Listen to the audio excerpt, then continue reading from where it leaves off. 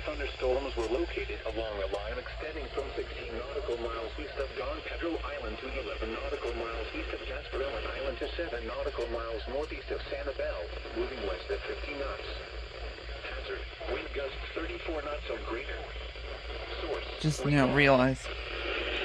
expect wind gusts in excess of 34 knots, suddenly high waves, frequent lightning, and heavy downpours.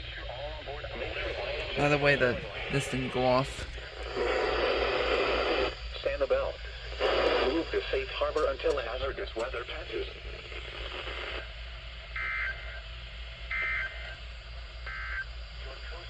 Your coastal waters forecast for the WWG59. Okay. I gotta fix their signal on these things.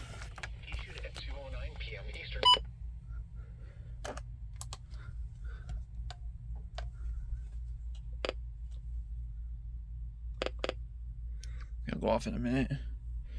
Alright, I'm gonna fix the reception on these things.